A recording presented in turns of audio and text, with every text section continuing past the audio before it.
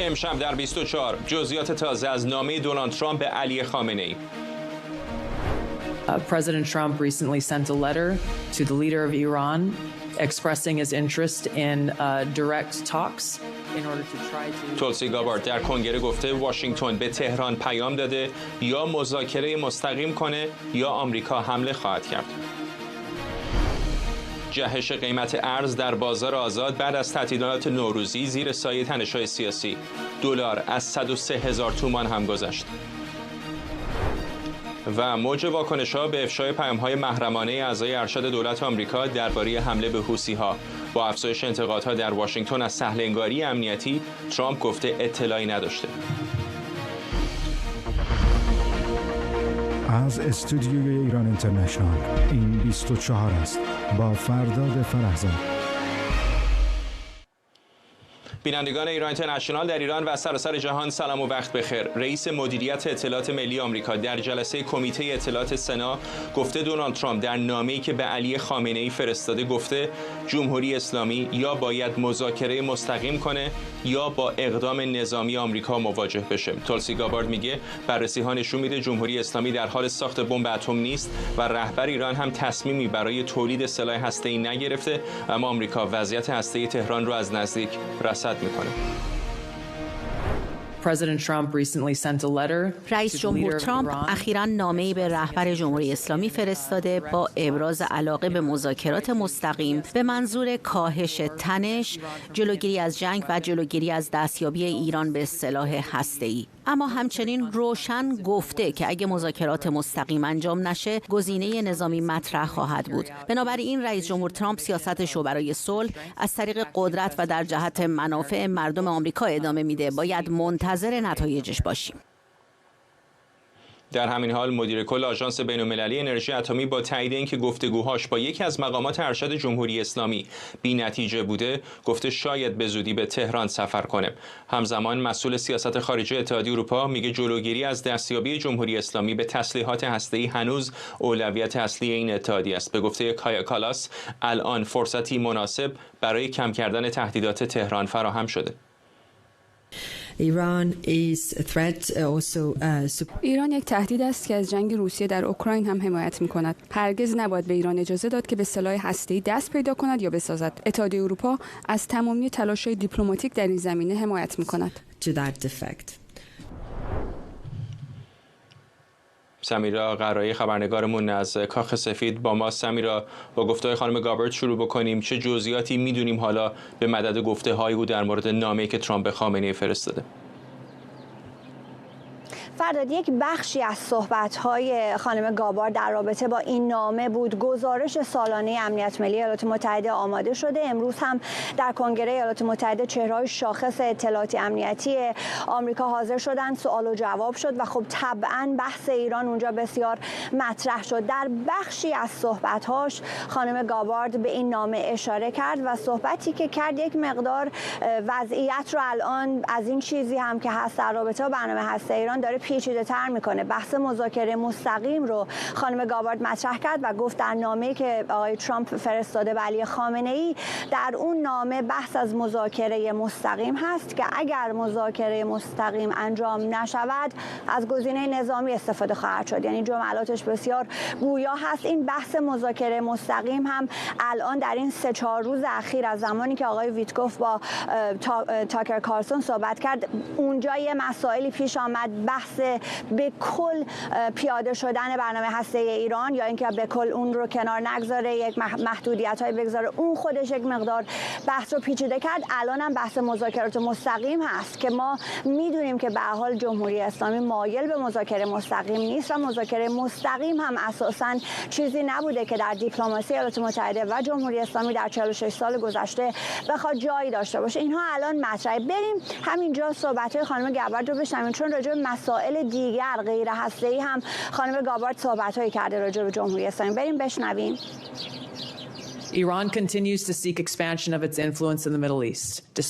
ایران همچنان به تلاش برای گسترش نفوذش تو خاورمیانه ادامه میده. با وجود لطماتی که نیروهای نیابتی و دفاعیش در طول جنگ غزه متحمل شدن، ایران موشک‌های بالستیک، کروز و پهپاد تولید کرده. از جمله سیستم‌هایی که میتونن آمریکا و متحدانش رو تو منطقه هدف بگیرن. تهران نشون داده که تمایل به استفاده از این سلاح‌ها رو داره، از جمله با حمله سال 2020 به نیروهای آمریکا در عراق و حملاتش به اسرائیل در آوریل و اکتبر 2024.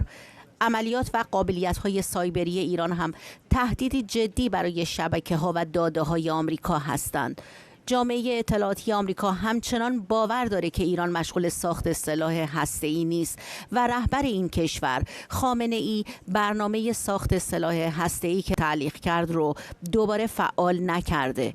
با این حال این نهاد به دقت شرایط رو رصد میکنه تا ببینه آیا تهران تصمیم میگیره برنامه تسلیحات هسته‌ای خودش رو دوباره فعال بکنه یا خیر.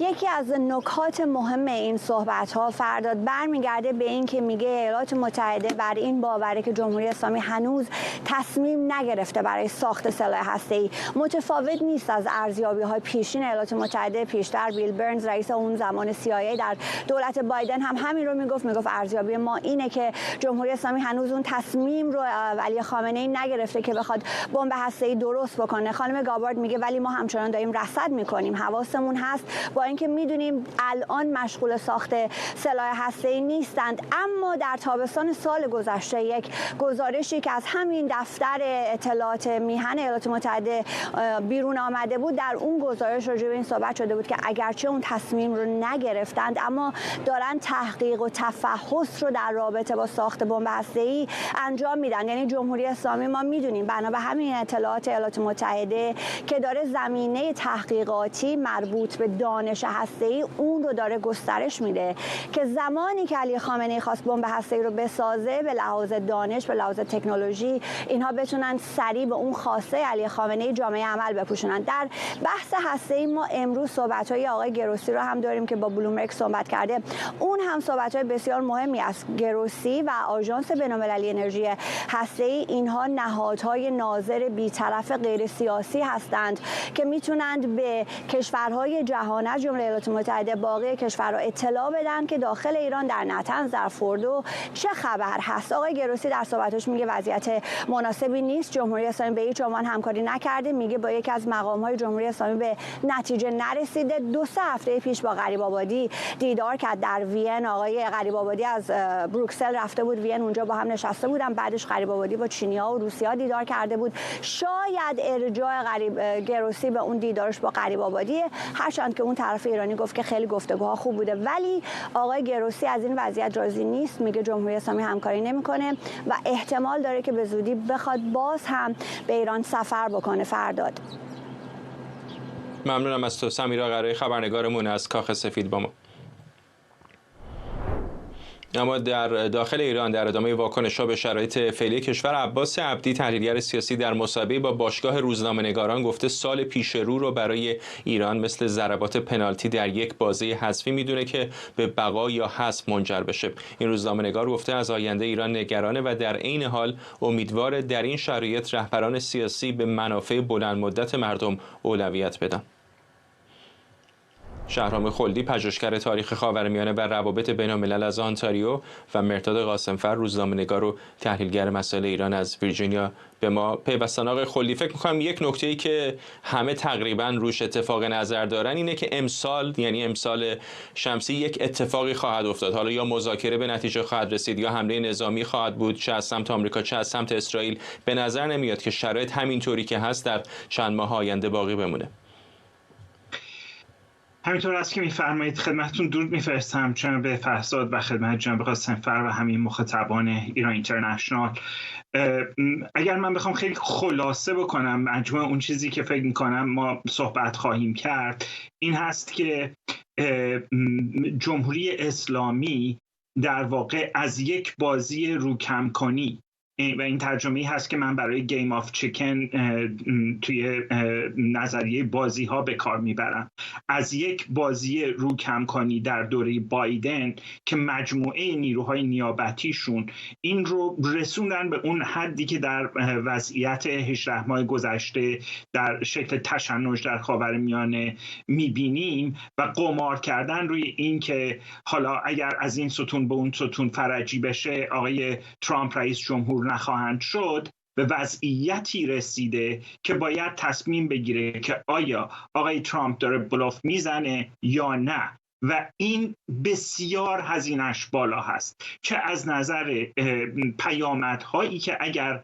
آقای ترامپ و اسرائیل تصمیم بگیرن با هم دیگه که ایالات متحده آمریکا باید متحد بشه با اسرائیل و یک ضربه مهلکی به تأسیسات هسته‌ای جمهوری اسلامی بزنه، چه اینکه این وضعیت ادامه پیدا کنه و جمهوری اسلامی عملاً بشه مهره‌ای در دست روسیه و به نوعی میشه گفت چین، برای اینکه قبلا هم روسیه و چین استفاده کردن از جمهوری اسلامی. من فکر می‌کنم در مقاله‌ای که ریچارد نفیو برای واشنگتن اینستیتوت نوشت خیلی صریح این رو اشاره کرد، چون خودش هم با دولت آقای اوباما و هم دولت آقای بایدن کار می‌کرد. در اونجا نوشته که روس‌ها چند بار سعی کردن روابط دیپلماتیک خودشون رو به خصوص در دوره آقای اوباما در مورد مسائل هسته‌ای خودشون با آقای اوباما یک جوری به نفع خودشون پیش ببرند که از ایران و موضع‌گیریشون در مورد تحریم‌ها و اونچه که منجر به برجام شد استفاده کردند.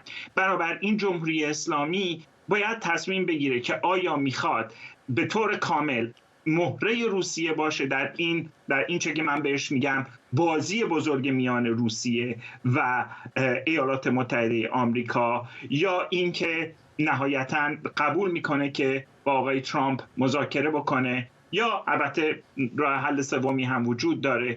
آقای خامنه ای البته اگر عمرشون قد بده ممکن هست ترجیح بدن که هم چوب را بخورند و هم پیاز رو. آقایون همراه ما بمونید. احتمالاً دیدید تصاویر زنده داشتیم از داخل کاخ سفید، جایی که آقای ترامپ داره به گمانم چند فرمان اجرایی رو امضا میکنه. ممکن هستش که در رابطه با ایران یا احتمالاً این درز ارتباطات کابینه‌اش در مورد حمله به حوثی‌ها هم صحبتی بکنه. اجازه بدید مستقیم بریم به کاخ سفید، لحظاتی صحبت‌های او رو بشنویم و بعد برمیگردیم. This is a law firm that, as you know, employed Andrew Weissman after he came off of the Mueller investigation. It's a law firm that's engaged in invidious racially and sexually discriminatory practices. It's also a law firm that has participated in the weaponization of the legal system against American principles and values. And we believe that the measures in this executive order will help correct that. And Andrew Weissman is the main culprit?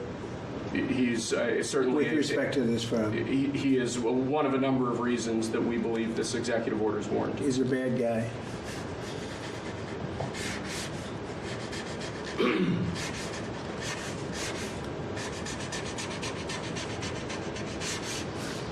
Okay.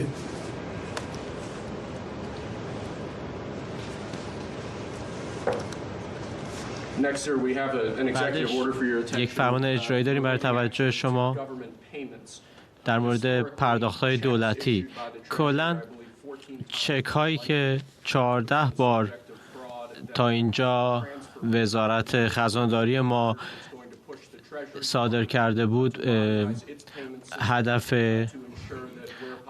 تقلب‌های مالی قرار گرفتن و حالا با این فرمان اجرایی ما داریم خزانه‌داری آمریکا رو وادار می‌کنیم که برن به سمت تکنولوژی‌های جدید تا امکان تقلب و کلاهبرداری در این عرصه صدور چک به حداقل برسه. در واقع داریم مدرنیزه می‌کنیم تجهیزات و شیوه‌های کاری دولت رو، چیزی که به اعتقاد من خیلی خوب خواهد بود. وزیر دارایی ما اسکات خیلی پیگیر این قضیه بود و ما دیگر آقایون ازتون عذرخواهی میکنم. خب فعلا نکته خاصی در مورد سیاست خارجی ایران نگفت، ولی چون تصاویر زنده بود به گمانم مهم بود که بریم و ببینیم. آقای قاسم فر، امروز صحبت‌های خانم گابارد در سنا هم به گمانم بخشی از موضع دولت آمریکا رو روشن کرد، هرچند حرفای او هم خیلی حرف متفاوتی از مشاور امنیت ملی کاخ سفید نبود که دو گزینه در مقابل ایران قرار دادن، یا مذاکره مستقیم و یا حمله نظامی. فکر می‌کنید که آیا این پیشنهاد باینری به همین شکل در تهران هم دریافت شده، یا جمهوری اسلامی هنوز گمان میکنه که شاید راه سوم دیگری هم وجود داشته باشه؟ ببینید، من جمهوری اسلامی رو به یک پدیده میدونم الان که در یک وضعیت اسکیزوفرنیک و بسیار منفک از واقعیت و در خود فرو رفته قرار گرفته. بنابراین این که واقعا تونسته این پیام رو که دولت ترامپ از همون ابتدا تکرار کرده و باز هم مکرر کرده به زبانهای مختلف، حتی در همین نامه هم که احتمالاً مفادی که درش هست رو ما ازش با خبر شدیم با گزارش‌هایی که الان آمده اگر موثق باشه، باز همون مواضع پیشین آقای ترامپ هست و دولت او. احتمال این که آیا جمهوری اسلامی تونسته باشه با تمام وجود این رو درونی کرده باشه و فهمیده باشه که در چه موقعیت پرمخاطره‌ای هست، برای من واقعا خیلی روشن نیست. به خاطر اینکه اصولاً الان جمهوری اسلامی نه فقط در برابر مسائل خارجی بلکه در برابر مسائل داخلی هم به شدت گیج هست. ببینید هورکهایمر، نظریه پرداز مکتب فرانکفورت، میگه که توتالیترها، حکومت‌های مثل جمهوری اسلامی اصولاً یکی از خصلت‌هاشون این هست که دچار کسوف عقلی میشن، یعنی توان پردازش رو در واقع از دست میدن. شما الان مسائل جامعه ایران در سال 2025 یک مرور کلی که بخواید بکنید، ما واقعا نمیدونیم که آیا این سال پایانی جمهوری اسلامی هست یا خیر. نمیخوایم هم دچار هیجان زدگی بشیم یا با امید و نومیدی‌های بیش از حد با موضوع برخورد کنیم، اما فقط شما شاخص‌ها رو شما بررسی می‌کنید ببینید که جمهوری اسلامی خودش رو در چه موقعیتی قرار داده که تصویر کلی یه مقداری شاید برای همه ما از این ابهام تا حدی خارج بشه.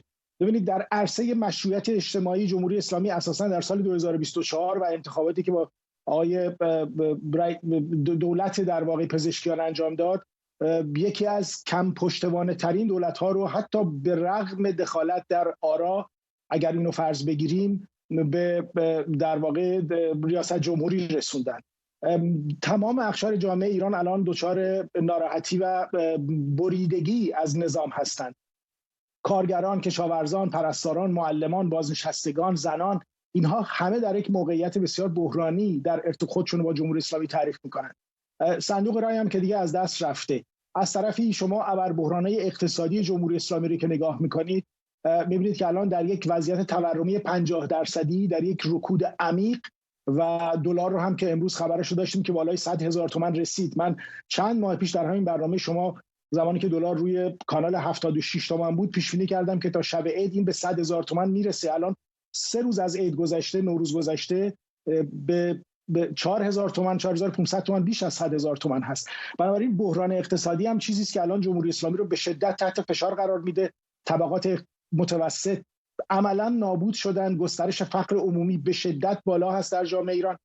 از طرفی شکاف درون حاکمیت هم الان به بالاترین حد خودش رسیده. در صحبتایی که الان اینها میکنند در واقع سعی میکنن یک تصویر یک دست رو از خودشون بدن، ولی شما میبینید که صداهای مختلف میاد سر جریان آقای ویتکاف که یک پیشنهادی رو در یک صحبت در واقع اینترنتی مطرح کرده بود که حاضر به تهران بیاد. روزنامه‌های تهران به چند روز اصلاح طلبان در موافقت، اونایی که به نام اصلاح طلب معروفن، و جناح مغالب در مخالفت یا بی‌اعتمادی داشتن همدیگر رو لتوپار میکردن در حالی که هیچ اتفاقی هنوز نیفتاده بود. بنابراین اختلافات در درون نظام هم بسیار بالاست. این 3 تا شاخص‌های کلیدی هستند که ما نشون میده که الان جمهوری اسلامی فقط بر شاخص سرکوب متکی هست. شاخص سرکوب هم که الان کار میکنه، ما میدانیم که این شاخص‌های در واقع سیستم سرکوب جمهوری اسلامی هم به تدریج با تمام کلیت نظام دچار فرسودگی، فرسایش، نومیدی و از هم فروپاشیدگی میشه. بنابراین جمهوری اسلامی در یک شرایط بسیار دشواری است که الان در واقع هرچه که ما بخوایم پیش بینی بکنیم، ولی یک مسئله بی تردید از نظر من که سال آینده ما با ضربات بسیار مهلکی به بدنه جمهوری اسلامی رو در رو خواهیم بود که اگر کار او رو تموم نکنه ولی او رو گام‌های بسیار زیاد و نزدیکتری به سقوط خواهد برد. آقای خلدی، میدونم که تصمیم گیر نهایی در ایران به خصوص در زمینه سیاست خارجی رهبر جمهوری اسلامی علی خامنه‌ای هست، ولی به هر حال افراد و گروه‌ها و منافع دیگری هم در داخل جمهوری اسلامی نقش بازی میکنن که ذی‌نفع هستند و در صورت یک رویارویی بزرگ با آمریکا ممکنه منافعشون به خطر بیفته. چقدر فکر میکنید که اونها در دقیقه 90 حاضر خواهند بود با طناب خامنه‌ای وارد این چاه بشن؟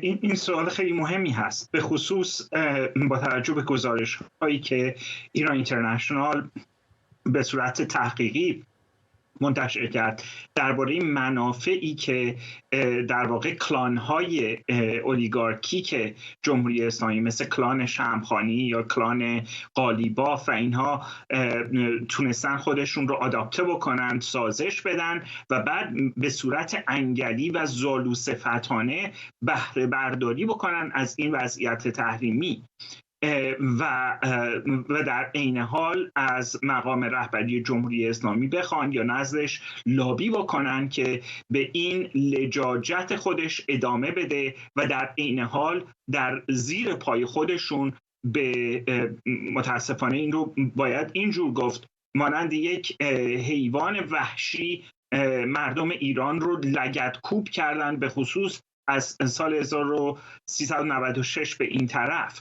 و دیگه هم نگران تظاهرات مربوط به مشروعیت نیستن. آخرین تلاشی هم که کردن در مورد اون تظاهرات، این رو من به گیومه عرض میکنم، به اصطلاح 30 کیلومتری برای کشته شدن سلیمانی بود، ولی اونهایی که لابی جمهوری اسلامی هستند در خارج از کشور و من این رو بر اساس منابع متقن خدمتتون عرض میکنم، خود پرزیدنت ترامپ این رو گفته که من میدونم که کسی که من باید باش صحبت بکنم خامنه ایه و من با هیچ کس دیگه کاری ندارم و میخوام که این قضیه حل و فصل بشه با اون. و این حرفایی هم که شماها میایید به من میزنید مبنی بر این که حالا اصلاح طلبها اینو میگن، اینا اون رو میگن، شما باید مثلا بین اینها یک توازنی برقرار بکنید که نهایتا خامنه ای اونجور تصمیم بگیره. مشخص هستش که آقای ترامپ به این حرفا دیگه گوش نمیده و عبور کرده به طور کامل از این قضیه. ولی به نظر من اون پیامی که آقای ترامپ به شینزو آبه فرستاد، اگر ترامپ دوباره رئیس جمهور شده بود ما شاید یک نتیجه‌ای درش میدیدیم. در واقع جمهوری اسلامی شاید بشه گفت مهمترین شانسش رو با انتخاب نشدن پرزیدنت ترامپ از دست داد و الان خودش رو در این وضعیت آچمزی پیدا کرده و در این مرحله من فکر می‌کنم خود آقای ترامپ هم راضی نیستن به اینکه روسیه بخواد بیش از اندازه از جمهوری اسلامی استفاده بکنه برای اینکه امتیازی بیشتری از اونچه که آقای ترامپ حاضر هست بده در اوکراین یا در یک حوزه دیگه‌ای ازش بگیره. بنابراین خود جمهوری اسلامی هم نمیتونه دیگه از یه حد بیشتری از در واقع این کمربند امنیتی که فکر میکنه روسیه و چین براش فراهم میکنن استفاده بکنه. و اگر ترامپ و آقای نتانیاهو تصمیم بگیرن که در مدت کوتاهی بعد از 29 آوریل که 100 روزگی دولت آقای ترامپ هست یک ضربه‌ای به جمهوری اسلامی بزنن، من واقعا میخوام بدونم که چجوری در اون شرایط با اقتصاد در حال فروپاشی جمهوری اسلامی میخواد به حیاتش ادامه بده، غیر از اینکه رسما یک اعلام جنگ خونین به مردم ایران در هر کوی و برزن اعلام بکنه. ممنونم از هر دوی شما. شهرام خلدی، پژوهشگر تاریخ خاورمیانه بر روابط بین‌الملل از آنتاریو و مهرداد قاسمفر، روزنامه‌نگار و تحلیلگر مسائل ایران از ویرجینیا با ما. آقای قاسمفر کوتاه اشاره کرد در نخستین روز کاری سال 1404 قیمت دلار در بازار آزاد ایران با ادامه روند صعودیش از 103,000 تومان هم عبور کرده و به 103,500 تومان رسیده. همزمان با افزایش قیمت دلار یورو هم با رشدی 7% به 111,000 تومان رسید. در واکنش اینا رسانه دولت جمهوری اسلامی افزایش نرخ ارز در ایران رو غیر واقعی و به گفته این خبرگزاری نتیجه نرخ‌سازی دلال‌ها توصیف کرده. پیش از این علی خامنه‌ای در سخنرانی سال جدید مردم رو به دلیل تبدیل نقدینگی به سکه، ارز و زمین مقصر ایجاد مشکلات در کشور خونده بود. سیامک جوادی، مدرس و پژوهشگر اقتصاد مالی در دانشگاه تگزاس از تگزاس به ما پیوسته. آقای جوادی، این که قیمت ارز واقعی نیست و ما بارها از چهره‌های مختلف در جمهوری اسلامی میشنویم، واقعا در زبان اقتصاد معنیش چه هست که یک قیمتی واقعی نیست؟ واقعا معنی نداره. ما اینو به دفعات تو برنامه شما و برنامه‌های دیگه صحبت کردیم. مثلا این کاملا یک مهمله. مشکل اینه که سیاستگزاران جمهوری اسلامی تو عرصه اقتصاد اساساً تمایلی ندارن واقعیت بازار رو قبول بکنن. به همین دلیل هم هستش که شما از آقای احسان خاندوزی بگیرین تا رئیس بانک مرکزی الان، تا آقای همتی، تا هر کدومشون و هر موقعی که تحت فشار قرار میگیرن میگن که ما قیمت بازار رو قبول نداریم. همین آقای همتی که الان حالا استیضاح شد میگه یه موقعی که تو کار نیستش میگه قیمت بازار رو باید قبول داشته باشیم، به مجرد اینکه یه پستی میگرفت سریع میگفتش که نه ما این قیمت رو قبول نداریم و دستسازی شده. ولی واقعا واقعیت رو قبول کرد. مگه اون دلالایی که تو مثلا حالا ناصر خسرو فردوسی هستن مگه چقدر سرمایه دارن که بتونن بازار ارز رو جابجا بکنن؟ واقعا مثلا این حرف خنده‌داره. ما به دفعات هم صحبت کردیم، مثلا بحث امنیتی کردنش و گرفتن این دلالا، و یکیشون هم که اگه یادم باشه، درست یادم باشه، تو دوره روحانی اعدام کردن. حتی واقعا نه تنها تأثیری نداره بلکه بعضی مواقع تأثیر عکس داره. من تو برنامه خود شما چند ماه پیش گفتم که واقعا راهی برای ارز جز گران شدن نداره و مجددا من اینو تاکید میکنم که این دلار نیستش که داره گران میشه، این ریال ایرانه که داره به طور مستمر سقوط میکنه. واقعا شرایط اقتصادی ایران، حالا شما هر تیکه‌ایش رو دست بذارین، برآیند این نیروها واقعا در همین جهته و عملا هیچ راهکاری هم ندارن که بخوان اینو کنترل بکنن. نه ابزارشو دارن نه منابعشو دارن. به نظر من این تازه شروع داستانه. من واقعا آینده خیلی ناجوری برای ایران میبینم تو سالی که هستیم. واقعا دیگه به نظرم نباید گفت بحران. الان ما در فروپاشی هستیم. به نظر من این فروپاشی اقتصادی که یک پروسه است، این پروسه شروع شده. شما از اینکه دولت حتی نمیتونه انرژی رو تامین بکنه برای اینکه مناسبات خیلی پایه‌ای کشور در جریان باشه، تا اینکه با کمبود منابع در مواجهن، همه اینا رو که میذاریم بغل هم، نتیجه این میشه که به نظر من این دلار همین جوری گرونتر خواهد شد.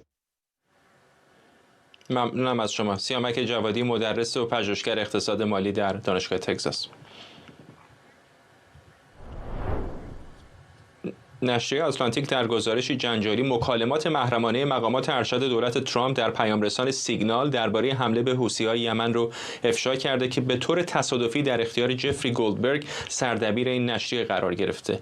در این پیام‌ها پیک هکست وزیر دفاع آمریکا اروپا رو رقت‌انگیز خونده و جی دی وانس معاون رئیس جمهوری این حمله رو اشتباه دونسته. کاخ سفید اصالت پیام‌ها رو تایید کرده، اما دونالد ترامپ گفته از این گفتگوی گروهی اطلاعی نداشته. این افشاگری انتقادهای شدید رو به دلیل سهل‌انگاری در حفظ اسرار نظامی به دنبال داشته و نمایندگان کنگره به ویژه دموکرات‌ها خواهان تحقیقات شدند.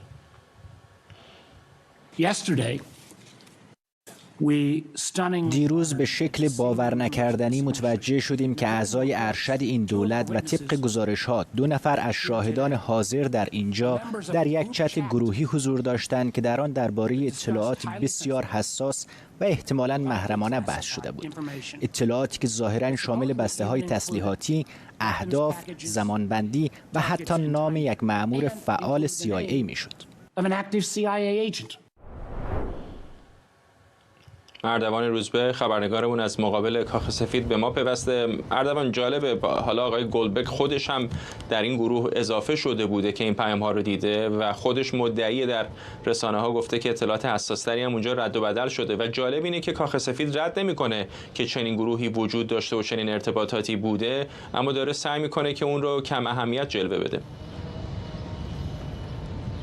در واقع 2 کسی که به عنوان شاهد امروز در سنا اسمشون آورده شده، رئیس CIA هستش یعنی جان راتکلیف و رئیس در واقع مدیر امنیت ملی آمریکا تولسی گابارد. و در واقع این 2 آدم اونجا هستن که توضیح بدن چه اتفاقی در این چت افتاده. اتفاقی که به طنز آقای گولدبرگ میگه برید خداتون رو شکر کنید که من اونجا بودم نه کس دیگری، به دلیل اینکه این گفتگوها تا چت میتونسته مهم قلمداد بشه. مسئله پیچیدگیش به نظر میشه بیشتر از این حرف هست. اگرچه امروز 2 نماینده دولت که در سنا حاضر شدن و فردا هم به مجلس نمایندگان نمایندگان خواهند رفت، تلاش کردن توضیح بدن که اصلا مسئله مهمی اتفاق نیفتاده، به خصوص آقای راتکلیف که تاکید کرد که اصلا اطلاعی از اون جلسه نداشته، جزئیاتش نداره، ولی مطمئنه که هیچ نکته مهمی رد و بدل نشده، هیچ اطلاعات نظامی داده نشده. و همچنین رئیس در واقع مدیر شورای امنیت ملی آمریکا هم تاکید کرده که استفاده از سیگنال امر غیر قانونی نیست. اما همه سوال‌هایی که الان مطرح هستش اینه که آیا به معنای واقعی کلمه اگر این امر غیر قانونی نباشه میتونه چنین سطحی از اطلاعات محرمانه کشور به همین راحتی مطرح بشه و هیچ نقدی برش وارد نباشه؟ یعنی به راحتی اونها بیشترین جزئیات مطرح کردن و به گفته آقای گولدبرگ نزدیک به 2 تا 3 روز میادن تو این چت‌ها بوده. درست وقتی مطمئن شده که این چت‌ها واقعی است، انقدر براش عجیب بوده که این حمله واقعا انجام شده و براش این مطرح شده. عمده سناتورها به خصوص دموکرات‌ها روی این قضیه خیلی هم حساس شدن. مایکل بنت یک سناتور جمهوری دموکرات هستش که در همین مورد نظرش رو گفته. صحبت‌های بنت رو بشنویم. من یه مقدار متعجب شدم که شما چنین نظری رو بیان کردید آقای رادکلیف. آیا CIA هیچ قوانینی رو رعایت نمی‌کنه درباره سر و کار داشتن با اطلاعات طبقه بندی شده؟ آره یا خیر؟ بله.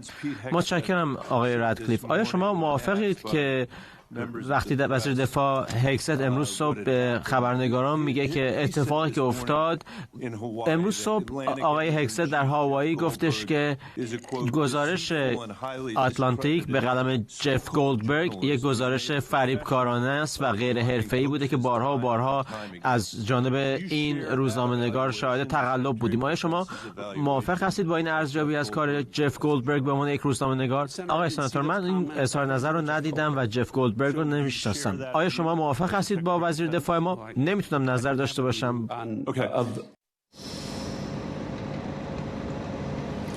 نکته جالب این هستش که اساساً فقط دموکرات‌ها نبودن که اساس بودن روی این قضیه، بسیاری از جمهوری‌خواهان هم روی این قضیه حساسیت نشون دادن. لیزا مرکافسکی از سناتور از آلاسکا تاکید کرده، گفت اگر چنین اتفاقی در دوره بایدن میافتاد صدای ما سقف رو پاره می‌کرد و همچنین دیگر در واقع سناتورها از به خصوص البته بیشتر خب دموکرات‌ها هم روی این قضیه حساسیت به خرج دادن. چاک شومر گفته که چنین چیزی یک حفره امنیتی خیلی واقعی و جدیه، چطور میشه به این راحتی ازش گذشت؟ و یا همچنین دیگران از جمله دیگر سناتورها در این مورد صحبت کردن و این قضیه رو خیلی ساده ندیدن. اما سخنگوی کاخ سفید ساعتی پیش اشاره کرد که آقای ترامپ به رغم این اتفاق باز هم به مشاور امنیت ملی خودش کاملا اعتماد داره و آقای والتز مورد توجه اون قرار داره. حتی در اشاراتی خود آقای ترامپ وقتی بهش در این مورد گفتن تاکید کرد که اطلاعی از این موضوع نداره و از خبرنگاری که بهش گفته بود پرسید موضوع دقیقاً چه چیزی بوده و در نهایت گفته حتما آقای والتز از اتفاقی که افتاده درس گرفته و تلاش خواهد کرد چنین اتفاقی دوباره نیفته. اما باز هم این مسئله به وجود میاد که پیش از این در سال 2010 در دوره‌ای که خانم هیلاری کلینتون سرورهای ایمیل خودش رو در خونش داشت، باز هم این جنجال به وجود آمد. مسئله امنیت ملی امری هستش که در آمریکا بسیار مورد توجه سازمان هاست و مجموعه های دست‌اندرکار در ایالات متحده آمریکا به طور مکانیزه و سیستماتیک مسائل امنیتی رو تلاش می‌کنن در بالاترین سطح نگه دارن. چنین اتفاقاتی نظیر این اتفاق نشان دهنده این باک‌های امنیتی است که چطور به این راحتی در یک پیام رسان معمولی چنین گفتگوهایی بین 17 نفر از اعضای دولت که بسیار آدم‌های مهم و صحبت‌های مهمی کردن رد و بدل شده و شنونده از بیرون در 2 روز اونا رو گوش می‌کرده.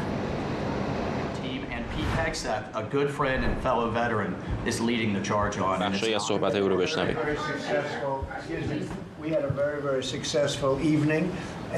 همین الان اتفاقا آقای والتز داره صحبت میکنه، صحبتش همین لحظه تمام شده. رئیس جمهوری آمریکا رو می‌بینید دونالد ترامپ. اجازه بدید ببینیم آیا به این نکته اشاره میکنه یا نه. تارمار کردن تروریست‌ها و پیت هگست آدم شایسته است که این رو ادامه خواهد داد. ما عصر خیلی موفقیت آمیز داشتیم و باز هم در این باره کار خواهیم کرد.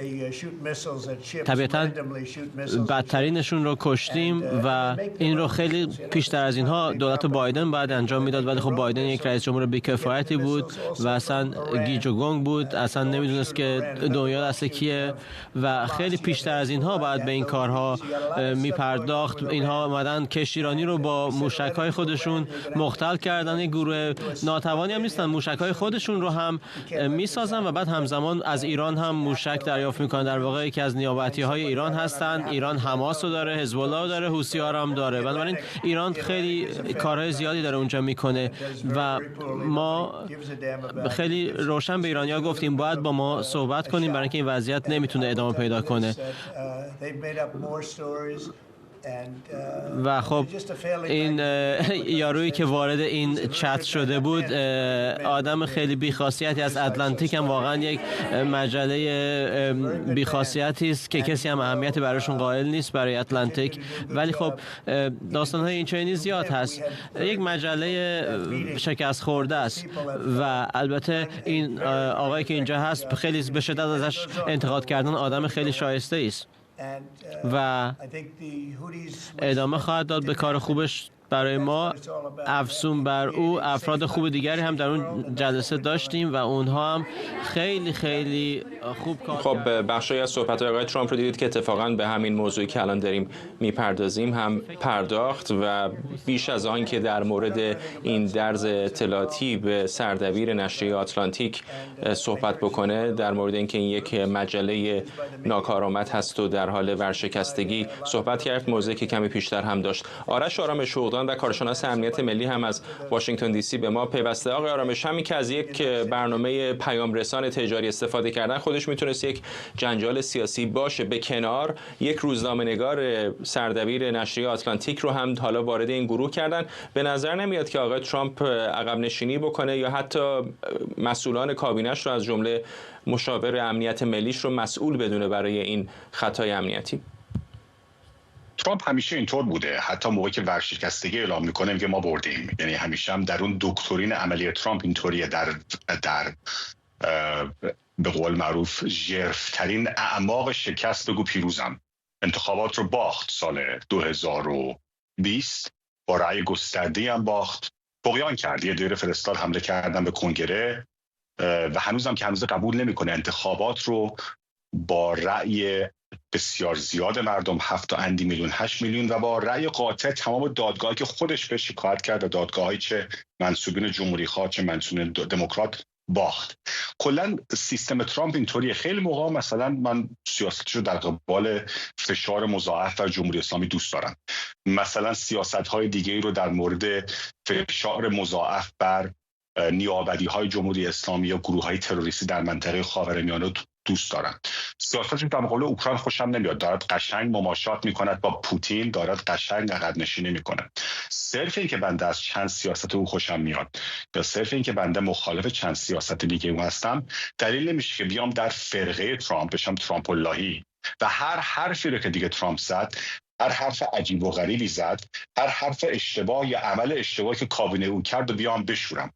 نمونه، بنده خودم شخصا هم افسر نیروی زمینی و هم افسر نیروی هوایی میشناسم که به خاطر بسیار کمتر از این اتفاقی که این چند روز اخیر افتاده یا درجهش از دست داده یا دادگاهی نظامی شده یا مجبور شده از ارتش بره. چرا اینو چجوری عرض میکنم؟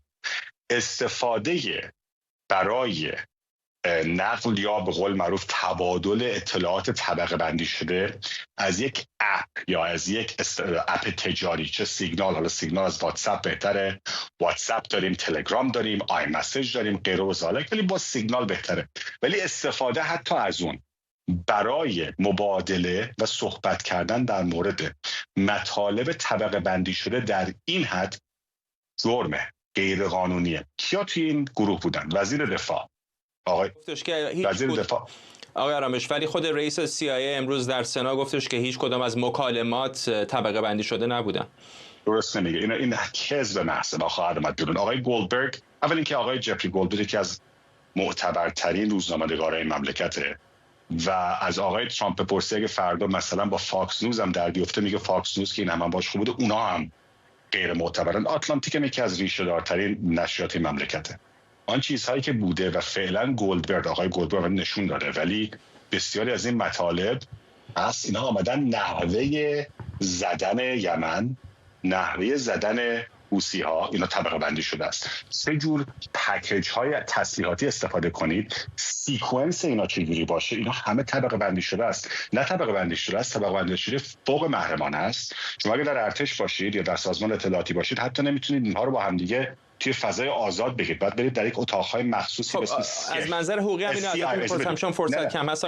خود آقای گلبرگ گفته که ببخشید نمیخواد اینها رو منتشر بکنه، اما آیا به نظرتون ممکن است الان مثلا یک دادستانی بیاد و از او بخواد که اینها رو در اختیار او قرار بده برای احتمالاً یک جرم کیفری؟ بله، اتفاقا ممکنه این کارو بکنه. اگر دادستانی بیاد این کارو بکنه میتونه تحویل بده. چیز جالب دیگه هم بگم، در ایالات متحده به خاطر آزادی بیان، اگر شما یه ژورنالیستین با آمدین اطلاعات رو اینطوری بهتون دادن، ممکنه اون انتشار اون به عنوان یک ژورنالیست، به عنوان یک روزنامه‌نگار جرم نباشه.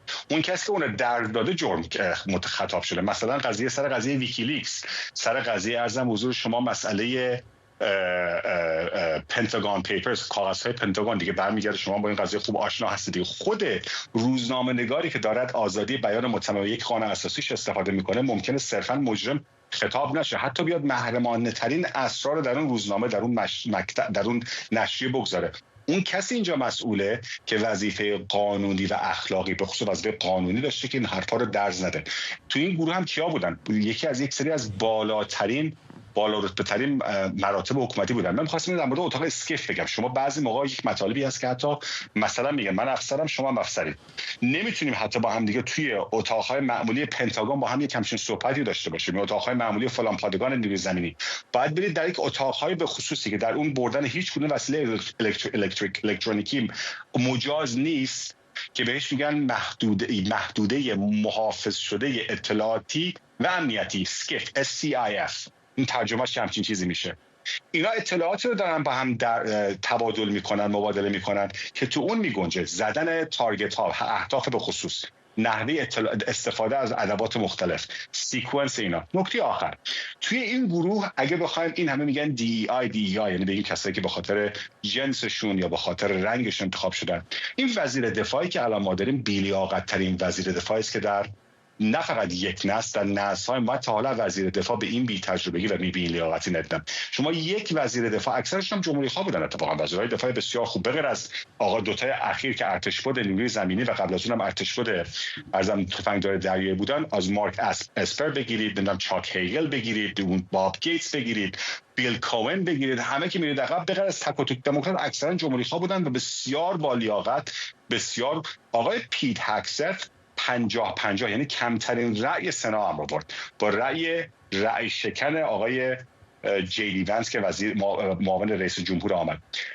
من مایک والتز اتفاقا ازش خوشم میاد، مارکو روبیو به نظر من یک وزیر خارجه خیلی قاطع، ولی الان داره نشون میده که چرا در مهمترین وزارت امنیتی دفاعی خودتون، وزارت دفاع، کسی رو نمیگذارید که تا حالا تجربه گرداندن حتی یک قهوه خانه رو نداره. ایشون آقای پیت هکسته و مشکل خواهد داشت. من واقعا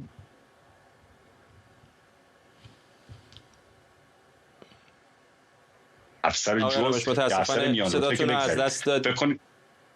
بله میگم افسر جز به پایان این وقت برنامه من هم رسیدیم، صداتون هم برای لحظاتی از دست دادیم، ولی فکر میکنم کلیات صحبتاتون رو متوجه شدیم. ممنونم از شما آرش آرامش اوغدان و کارشناس امنیت ملی از واشنگتن دی سی با ما، و ممنونم از شما که همراه برنامه 24 امشب بودید. این برنامه رو کمی دیرتر میتونید در یوتیوب ایران اینترنشنال هم دوباره ببینید. اگر فرصتی 20-30 ثانیه داشته باشیم شاید بتونیم برنامه رو با همین تصاویر زنده از کاخ سفید به پایان ببریم.